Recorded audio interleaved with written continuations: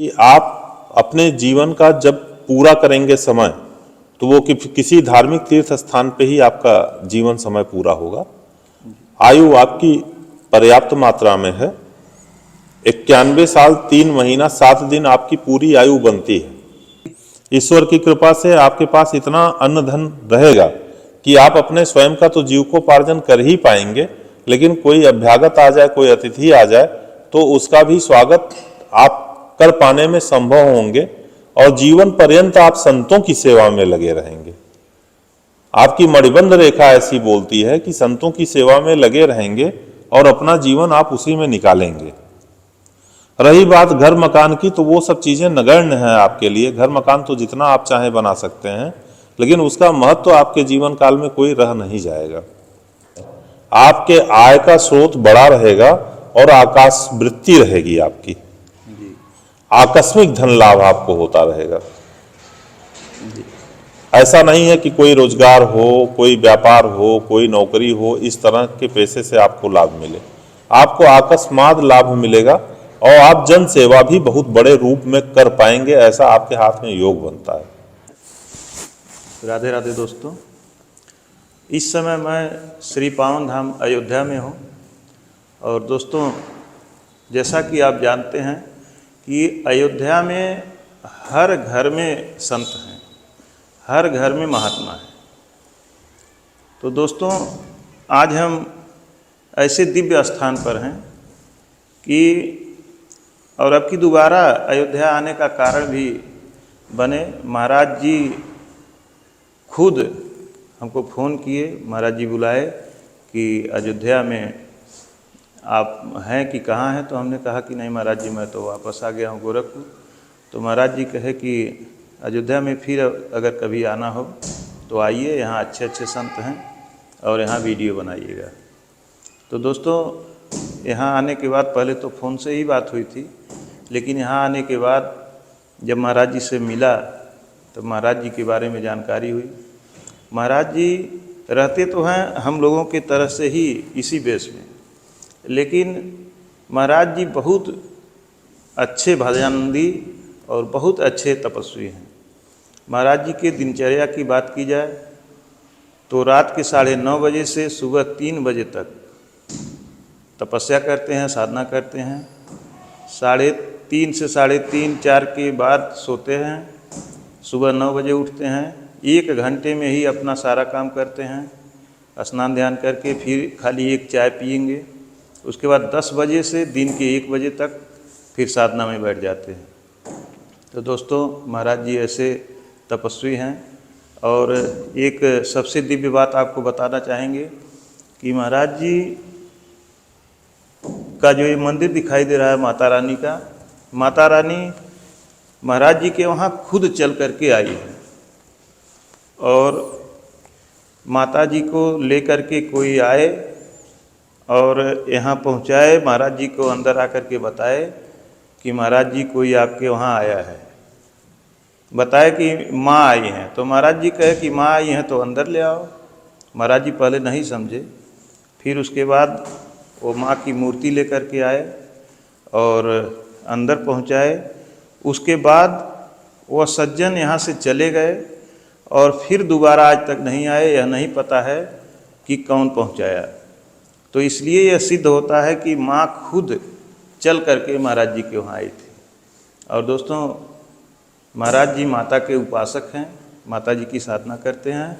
और एक सबसे बड़ी जानकारी आपको बता दें कि महाराज जी जो हैं ज्योतिष के बहुत बड़े ज्ञाता हैं, बहुत बड़े ज्योतिषी हैं। तो आज महाराज जी का भी दर्शन करेंगे और मैं ज्योतिष अपना हाथ खुद महाराज जी को दिखलाऊंगा और आप लोग भी हमारे वीडियो के माध्यम से देखेंगे, महाराज जी का भी दर्शन करेंगे। तो दोस्तों, चलते हैं, माता रानी का चरण बंदन करेंगे, उसके बाद महाराज जी का चरण बंदन करेंगे और महाराज जी के पास बैठेंगे।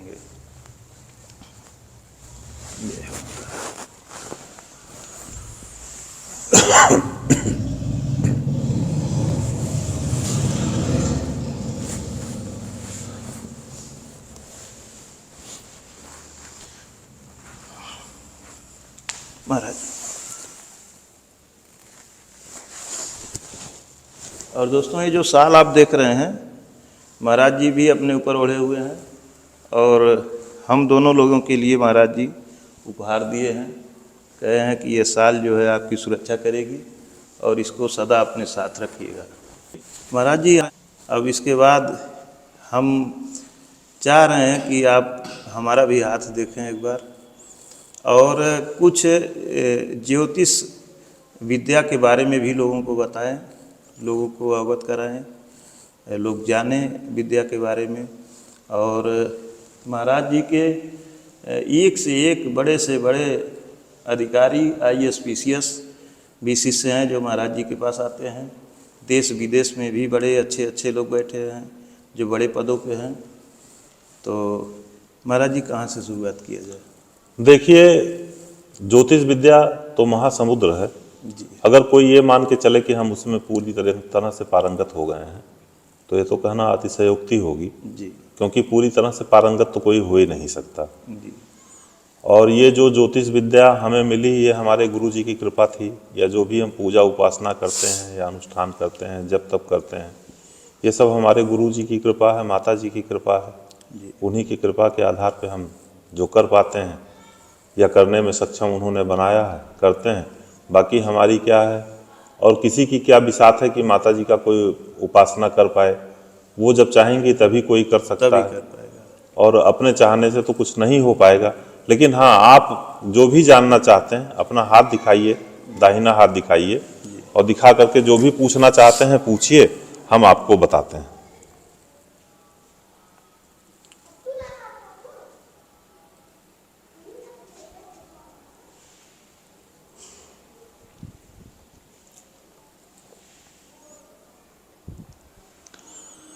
एक बात तो सबसे बड़ी हम ये बता दें कि आप अपने जीवन का जब पूरा करेंगे समय, तो वो किसी धार्मिक तीर्थ स्थान पे ही आपका जीवन समय पूरा होगा। आयु आपकी पर्याप्त मात्रा में है। 91 साल 3 महीना 7 दिन आपकी पूरी आयु बनती है। जब समय होगा तो उस समय आप किसी धार्मिक तीर्थ स्थान पे जाएंगे और वहीं अपने शरीर का परित्याग करेंगे। दूसरी बात ये जान लीजिए कि किसी भी घटना का पूर्वाभास आपको हो जाया करेगा। कोई भी घटना घटने वाली होगी तो उसका आभास आपको पहले से मिलना शुरू हो जाएगा कि इस तरह की घटना हमारे जीवन काल में होने वाली है, या ऐसी घटनाएं घट सकती हैं, या आपके जो निकट परिजन हैं उनके साथ कोई बात होने वाला होगा, तो उस तरह का आभास आपको होना शुरू हो जाएगा।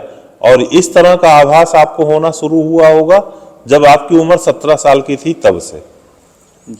तब से शुरू हुआ होगा और ये लगातार आगे बढ़ता ही चला जाएगा। भावुकता रहेगी, लोगों के प्रति मन में संवेदना रहेगी, किसी को दुखी नहीं देख पाएंगे और किसी के दुख को देख करके आप स्वयं दुखी हो जाएंगे। ईश्वर की कृपा से आपके पास इतना अन्न धन रहेगा कि आप अपने स्वयं का तो जीविकोपार्जन कर ही पाएंगे, लेकिन कोई अभ्यागत आ जाए, कोई अतिथि आ जाए तो उसका भी स्वागत आप कर पाने में संभव होंगे और जीवन पर्यंत आप संतों की सेवा में लगे रहेंगे।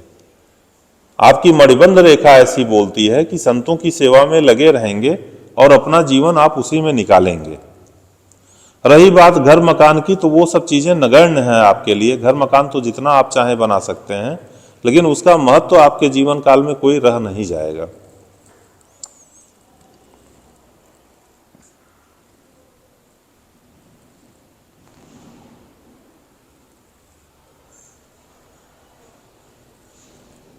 वैसे आपके हाथ में कुल 4 संतान का योग बनता था, लेकिन 3 संतान का स्पष्ट योग है। जी।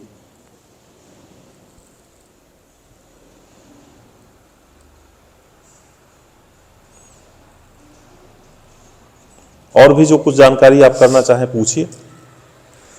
महाराज जी, जो बातें आप अब तक जो बताए वो एकदम 100% सत्य हैं, कहीं से भी कोई कमियां नहीं है। जो संतान की बात आप कहे वो भी एकदम सत्य है। चौथा संतान आने वाला था, लेकिन वो इस दुनिया में नहीं आ सका। यह एकदम सत्य है, इसमें कोई दो राय नहीं है।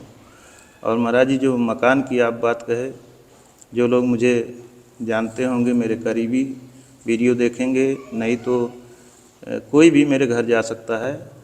मैं बहुत मकान का बहुत निर्माण करवा चुका हूँ और इस समय भी मेरा मकान बहुत बड़ा मकान बन रहा है महाराज जी, अंतिम चरण में चल रहा है। और बाकी एक चीज़, जो मेरी आय की बात हुई, मुझे तो लगता था महाराज जी कि 4-6 साल पहले कि मेरी आय पूरा हो चुकी है, जितनी परेशानी से मैं गुजर रहा था। वो कष्ट का समय आपका निकल गया। जी वो 3.5 बरस का कष्ट था, जी 3.5 बरस का कष्ट आपने काट लिया है। और वही कष्ट नहीं था, एक बार बाल्यावस्था में भी तकलीफ था, चोट चपेट की बड़ी संभावना बनी हुई थी, वो भी आपकी निकल गई है। अब आगे जीवन में आपको कोई तकलीफ किसी प्रकार की आने वाली नहीं है। और एक बात हम आपको और बता दें, आपके आय का स्रोत बड़ा रहेगा और आकाश वृत्ति रहेगी आपकी, जी आकस्मिक धन लाभ आपको होता रहेगा। जी ऐसा नहीं है कि कोई रोजगार हो, कोई व्यापार हो, कोई नौकरी हो, इस तरह के पेशे से आपको लाभ मिले। आपको अकस्मात लाभ मिलेगा और आप जन सेवा भी बहुत बड़े रूप में कर पाएंगे, ऐसा आपके हाथ में योग बनता है। जी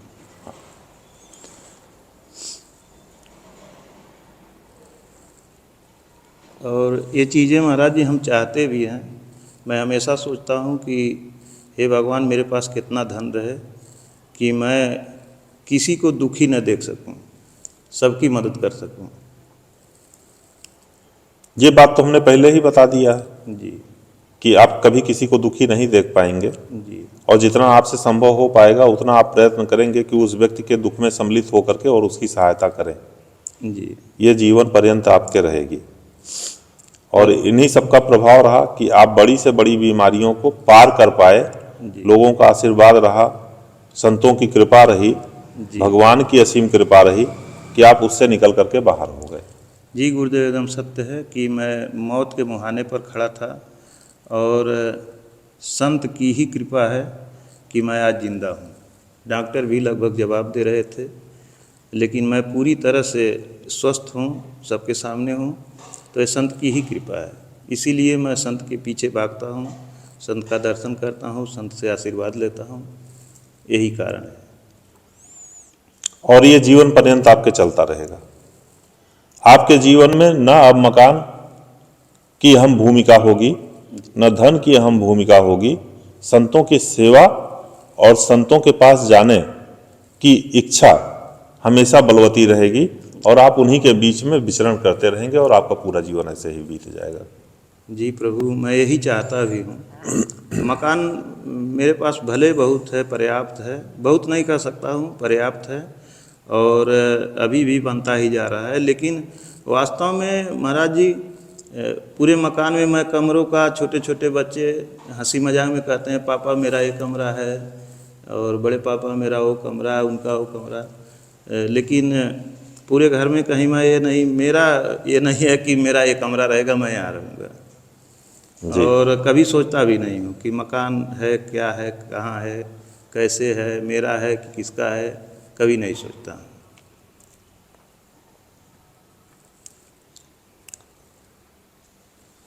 व्यक्ति के जीवन में जो सबसे बड़ी कृपा होती है वो जन्म देने वाली माँ की कृपा होती है जी और उनकी असीम कृपा आपके ऊपर सदैव बनी रहेगी। जी महाराज जी। और सबसे बड़ा गुरु जन्म देने वाली माँ होती है, जी तो उनका मार्गदर्शन बना रहेगा।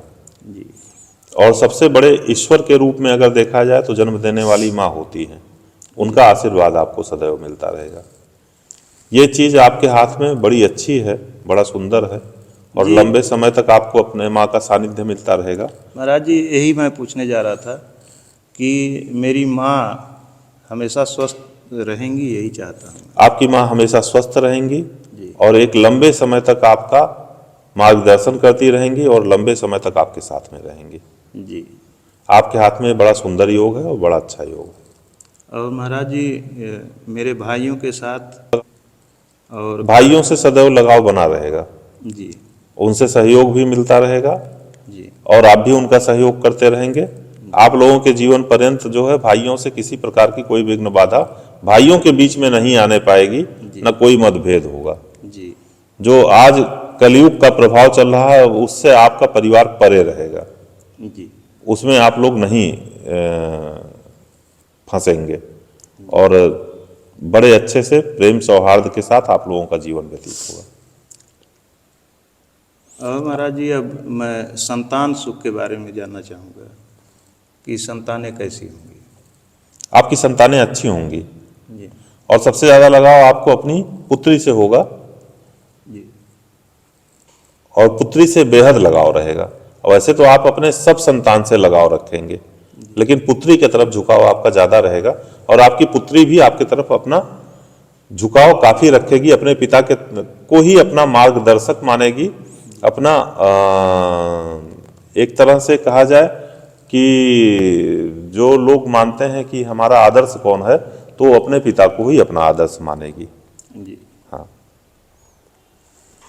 और संतानें आपकी उन्नति तरक्की करेंगी और वो भी करना ही है। आप संतों की सेवा में हैं, भगवान के सेवा में हैं, लोगों का मदद कर रहे हैं, तो आपको संतान सुख क्यों नहीं मिलेगा?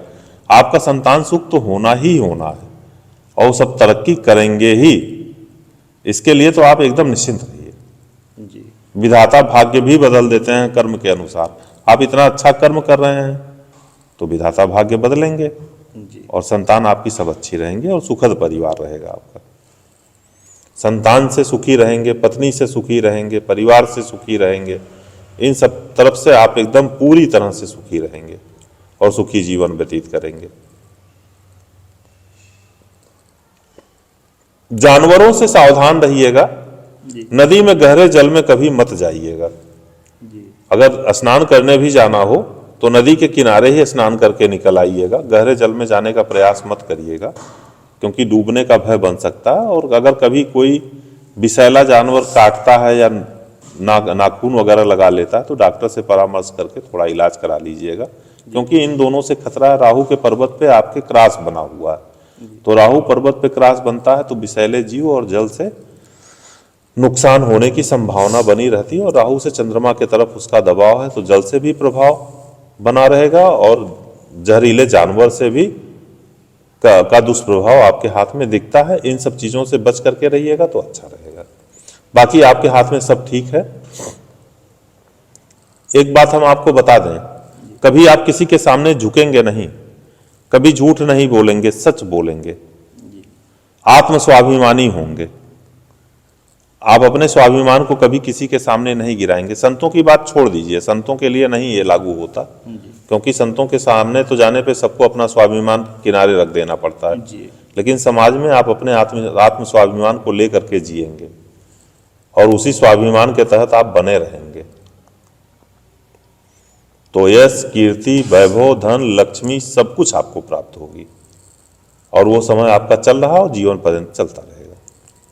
लेकिन महाराज जी, जो बात आप पानी की बताए हैं और विषैले जानवर की बताए हैं, तो उम्र 91 साल आप बताए हैं, तो क्या इनसे बीच में भी खतरा हो सकता है?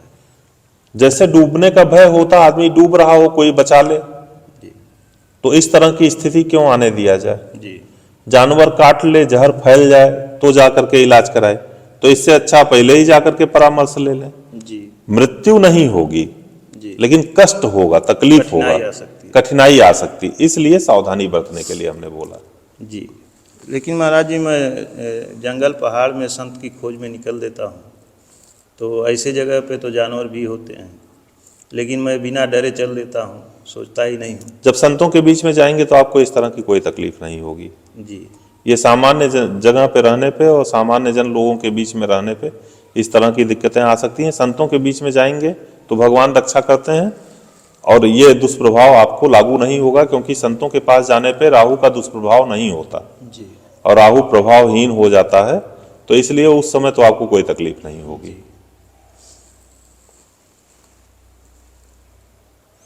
बाकी तो सब ठीक है। और कुछ पूछे हो तो कुछ।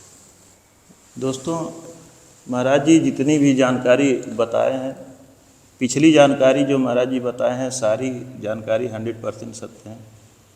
और आगे के लिए भी जो बताए हैं महाराज जी, सोच तो मेरी यही रहती है जैसा महाराज जी बताए हैं, और वही सोच रहती है। तो सारा चीज़ महाराज जी जितना बताए हैं सारा चीज़ एकदम सटीक है मेरी जानकारी के हिसाब से। और गुरुदेव अपना शुभ नाम और मोबाइल नंबर भी अपना कृपया आप बताएं, और अपने बारे में भी थोड़ा कुछ बताएं ताकि लोग जानें। देखिए, क्योंकि कमेंट करके लोग पूछेंगे कि आप तो अपना दिखला लिए, अपने बारे में जान लिए, हमको सुना दिए, लेकिन हम लोग अगर चाहें तो कैसे संपर्क करेंगे? देखिए, अगर कोई संपर्क करना चाहे तो आप हमारा मोबाइल नंबर हम दे देंगे, डाल दीजिएगा वीडियो में। अगर कोई हमसे अपना हाथ दिखाना चाहे, कहीं दूर का व्यक्ति है, यहाँ नहीं है, तो वो हमारे व्हाट्सएप पे आकर के अपना हाथ का फोटो डाल दे, तो साफ फोटो हो, स्पष्ट रेखाएं आए, तो हम उस बारे में उस व्यक्ति को बता देंगे। या जन्म पत्रिका अगर हो, कुंडली हो, तो कुंडली का फोटो खींच करके व्हाट्सएप पे भेज दे, तो उससे भी बता सकते हैं। डेट ऑफ बर्थ हो, जन्म टाइम हो, जन्म स्थान हो, ये डाल देने पे भी हम उस व्यक्ति का निराकरण कर देंगे। और इस विधा में बस वही, जैसे आप संतों के बीच में जाने के लिए कहीं प्रेरणा आपके गुरु से मिली हुई होगी, या आपकी माता जी से मिला हुआ होगा, किसी के माध्यम से मिला हुआ होगा, ऐसे ही प्रेरणा के स्रोत कहीं हमारे पिताजी भी बने और हमारे गुरुजी भी बने। हमारा इस क्षेत्र में आने का मन नहीं था, नौकरी करने का मन था। 23-24 साल पहले की बात है। तो उस समय हमारे पिताजी का मन था कि इस परिवार में जन्म हुआ है और यहाँ काफ़ी भगवान की पूजा आराधना होती है, ईश्वर का भजन होता है, और ये उतना ध्यान नहीं देता, इसको भी करना चाहिए। तो ऐसे समय पे फिर हमारे मन में वो बात लग गई, तो हमारे मन में आया कि हमें भी उपासना करनी चाहिए। उस समय हमारे गुरुजी हमारे जीवन में नहीं थे, तो उपासना करनी चाहिए। तो हम सभी देवियों का खोज किए कि किन देवी की उपासना कम लोग करते होंगे। तो खोज करते करते हमें मिला कि माता तारा की उपासना कम लोग करते होंगे, क्योंकि उनका रौद्र रूप है और रौद्र रूप की उपासना करना सबके बस की बात नहीं है। तो हमने उनकी उपासना उठाई और 41 दिन की उपासना के लिए हम बैठ गए जप करने के लिए। तो 31वां दिन था, उस समय हमें माता का आभास हुआ, प्रत्यक्ष आभास हुआ। थोड़ा सा मन में भय भी आया, उस भय से हम बाहर भी निकले।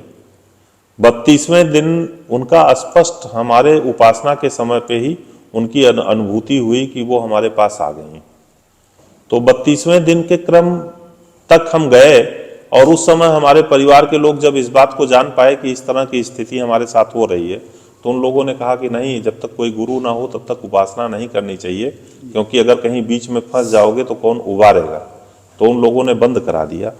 तो उसी समय हमारे गुरुजी मिले, हिमालय के योगी हैं, तपस्वी हैं। उन्होंने हमें ये हाथ देखने की विद्या का ज्ञान दिया, कुंडली देखना सिखाया और तंत्र मंत्र की उपासना कराई। और उनके उपासना से माता जी की ऐसी कृपा रही कि माता दुर्गा की पूजा उन्होंने बताया। तो लगभग 24 बरस से हम माता दुर्गा की ही उपासना कर रहे हैं और उन्हीं का पूजन अर्चन करते हैं। और उनके पूजन अर्चन से, उनकी कृपा से क्या है कि जो लोग अपने मन में कोई बात लेकर के हमारे सन्मुख रखते हैं और माता जी से हम जाकर के निवेदन कर देते हैं कि माता जी इनको ये तकलीफ है, अब भगवान ना लिख दिए हो कि इस व्यक्ति को इस तकलीफ में रहना ही है, तो माता जी सुनती हैं और उसे उबार भी लेती हैं। अब विधाता ही लिख दिए हो, किसी पूर्व जन्म का उसका प्रारब्ध हो कि उसे वो भोग भोगना है, तो उसको तो कोई नहीं काट पाएगा। लेकिन अगर ऐसी परिस्थिति नहीं है तो माता जी उसको उबार लेती हैं। ऐसे लोगों के लिए हम हवन करते हैं, उस हवन का भभूत और प्रसाद भेज देते हैं। हमारे यहाँ हवन कुंड भी बना है, उसे भी आप दिखा दीजिएगा अपने वीडियो में। तो उसका भभूत और प्रसाद भेज देते हैं उस व्यक्ति के नाम से हवन करके, तो उससे भी माता की कृपा मिलती है और व्यक्ति को लाभ मिलता है। कोई व्यक्ति रोगी है तो माता जी के लिए हम 16 श्रृंगार और उनके वस्त्र इत्यादि की व्यवस्था उस व्यक्ति के द्वारा कराते हैं, और या वो भेजता है तो उस व्यक्ति के नाम से चोला चढ़ाते हैं और हवन पूजन कर देते हैं, तो उसमें भी उसे लाभ मिलता है। यदि किसी की आयु पूरी नहीं हो गई है तो वो व्यक्ति स्वास्थ्य लाभ करता है और अपनी पूरी आयु को प्राप्त करता है। तो इस तरह की स्थिति रही। तो हम फिर उस विधा से बाहर निकल करके आए और इस धार्मिक विधा में लग गए। तो तब से वही क्रम हमारा चल रहा है। आज 23-24 साल हो गया। 23-24 साल से हम बस माता जी के भक्ति भाव में हैं और भजन में हैं, और हमारा जाना आना भी कहीं नहीं होता। हम अधिकतर अपने ही यहीं स्थान पे रहते हैं, क्योंकि आप तो हमारा शेड्यूल जान ही गए हैं कि हमारे पास समय ही नहीं कि हम बाहर कब निकल पाए। हमारा सुबह शाम का तो टाइम इंगेज रहता है। कोई भी व्यक्ति अगर हमारे से हाथ दिखाना चाहे या कुंडली के बारे में पूछना चाहे तो 1 बजे दिन से लेकर के और 9 बजे रात तक के बीच में कभी भी अगर चाहे तो संपर्क कर सकता, पूछ सकता, हम बता देंगे। लेकिन उसके बाद का जो समय है वो हमारे पूजन अर्चन का है। उसके बाद तो फिर ना हमारे पास मोबाइल होता है और ना हम किसी के कांटेक्ट में रहते हैं। दोस्तों, एक चीज़ हम बताना भूल गए, महाराज जी बहुत बड़े सिद्ध तपस्वी के शिष्य हैं, जिनका दर्शन महाराज जी कहे थे कि आपको करवाएंगे, लेकिन संयोगवश इस समय महाराज जी उत्तराखंड में हैं। ठंडी के दिनों में वो तपस्या करने चले जाते हैं, उनकी तपस्या चलती है। और बद्रीनाथ का कपाट जब खुलता है और बंद होता है तो महाराज जी वहीं रहते हैं, और ठंडी के दिनों में तपस्या उत्तराखंड में ही करते हैं। तो संयोग नहीं बन पाया, लेकिन अगर हमारे भाग्य में रहा तो दर्शन जरूर मिलेगा महाराज जी का। और वो इतने बड़े तपस्वी हैं कि मतलब देखते ही सब कुछ बता देते हैं। तो प्रभु आपकी कृपा से हो सकता है संयोग बने कि कभी हम भी धन्य हो जाएं दर्शन करके। फरवरी मार्च के महीने में हमें लगता है कि वो गुरु जी यहाँ पे रहेंगे, तो उस समय आएंगे तो उनका दर्शन भी हो जाएगा। जी और हम उनसे निवेदन भी करेंगे कि वो जितने लोग आपका वीडियो देख रहे हैं उन लोगों को आशीर्वाद भी प्रदान करें जी और उनकी कृपा भी मिले। तो अब देखिए, फरवरी मार्च तक जब आते हैं तो ये सूचना हम आपको जरूर भेजेंगे कि वो आ गए हैं, और आपके पास जैसा समय रहेगा समय निकाल के आ जाइए। जी गुरुदेव, मैं भी यही चाहता हूँ, और जहाँ संत महात्मा के पास जाता हूँ वहाँ आग्रह करता हूँ कि महाराज जी जो हमारे दर्शक हैं वो हमारे परिवार हैं, हमारे अंग हैं, और मेरे साथ साथ मेरे पूरे परिवार पर, मेरे पूरे YouTube चैनल के दर्शकों पर आपकी कृपा बने, आपका आशीर्वाद मिले, ये मैं चाहता हूँ। और दोस्तों, महाराज जी का नंबर मैं डिस्क्रिप्शन में डाल दूँगा। अगर आपको संपर्क करना होगा तो वहाँ जा कर के मोबाइल नंबर आप देख सकते हैं और कभी भी संपर्क कर सकते हैं। लेकिन समय का ध्यान रहे कि दोपहर 1 बजे से शाम को 9 बजे के बीच में ही बात करिएगा, क्योंकि उस बीच में भी हमारा सेवा का काम चलता है। हमारे गुरु जी का आदेश था कि लोगों को भोजन कराएं, वृद्धों को भोजन कराएं, संतों को भोजन कराएं। तो वो सेवा का काम चलता है लोगों के सहयोग से। तो 400-500 लोगों को नित्य प्रति भोजन कराया जाता है। कन्याओं के विवाह में भी हम लोग सहयोग करते हैं, योगदान करते हैं। गौशाला भी है, हमारी गौशाला भी है, चिकित्सालय भी चलता है। तो थोड़ा सा ऐसा हो सकता है कि आपकी कुंडली या हाथ आए तो थोड़ा हम आगे पीछे करके देख पाएँ, तुरंत ना देख पाएँ, लेकिन ये जरूर है कि हम उसका निदान जरूर बताएंगे आपको। आपका देखेंगे, घंटा 2 घंटा 4 घंटा का विलम्ब हो सकता है, लेकिन जरूर हम आपसे बात करेंगे और आपको बताएंगे। और महाराज जी एक चीज़ जैसे हम बताए हैं, हो सकता है हमसे बताने में कुछ भूल हुई हो। माता जी का आगमन कैसे हुआ था, कृपया आप। ये हमारे यहाँ 2002 में जी सतचंडी का पाठ हो रहा था। जी तो सतचंडी का पाठ हो रहा था, तो जो पीछे माता जी फोटो के रूप में हैं उन्हीं को रख करके सतचंडी का पाठ कराया जा रहा था। और कोई थे बड़े अच्छे मारवाड़ी हैं, उनके कई मिल वगैरह हैं, उन्हीं का सतचंडी का पाठ चल रहा था। तो माता जी का आरती होना शुरू हुआ, सायंकाल का समय था। आरती हो रहा था तो कोई आए, एक व्यक्ति हमारे पास, हमारा आकर के पैर छुए। हम उनको पहचान नहीं रहे थे, तो हमने पूछा कहाँ से आगमन हुआ, तो कहे गुरुजी बस आए हैं आपसे मिलने। तो हमने कहा कि आप अकेले आए हैं कि कोई और भी है आपके साथ में? तो उन्होंने कहा कि माता जी हमारे साथ आई हैं। तो हमने कहा कहाँ है? तो उन्होंने कहा कि गाड़ी में हैं हमारे। तो हम कहे गाड़ी में क्यों है, ले आइए उनको, माता जी की आरती चल रही, सम्मिलित हो जाएंगे। तो उन्होंने कहा बस यही आज्ञा आपसे लेना था, अब आपका आदेश मिल गया, हम जाके ले आते हैं। फिर वो गए, गाड़ी खोले और माता जी को अपने गोदी में लेकर के आए। तो हमने देखा, तो हमने कहा कि स्वयं जगत माता जब हमारे घर में आई हैं, तो उनसे हमने कहा कि आप इन्हीं माता जी को ले आए थे? तो उन्होंने कहा हाँ इन्हीं को ले आए थे। तो हमने कहा ठीक है, तब आप इनको स्थापित कर दें। तो 2002 से ये माता जी की स्थापना हमारे घर में हुई और तब से इनकी कृपा हम लोगों को मिल रही है और इन्हीं के सानिध्य में सारा सब काम चल रहा है। और वो माता जी को स्थापित करके फिर चले गए? फिर उसके बाद वो गए। अभी आज तक हमने उनको नहीं देखा जी अभी तक वो कभी नहीं आए, ना हमसे उन्होंने कोई कांटेक्ट किया। जी। माता जी का विग्रह दिए, प्रणाम किए, प्रणाम करने के बाद फिर वो वापस गए। फिर आज तक 2002 से अभी तक हमने उनको नहीं देखा और ना ही वो हमारे पास आए। ठीक है दोस्तों, तो इसी के साथ वीडियो समाप्त करना चाहेंगे। और अगर वीडियो अच्छी लगी हो तो कृपया लाइक करें, शेयर करें और चैनल अगर सब्सक्राइब नहीं किया आपने तो सब्सक्राइब करें। और दोस्तों कमेंट करना न भूलें, कमेंट ज़रूर करें क्योंकि मैं आपके कमेंट का इंतज़ार करता हूं। और बाकी जो भी जानकारी होगी, महाराज जी का मोबाइल नंबर, महाराज जी का नाम, सारी जानकारी मैं डिस्क्रिप्शन बॉक्स में डाल दूँगा। धन्यवाद दोस्तों।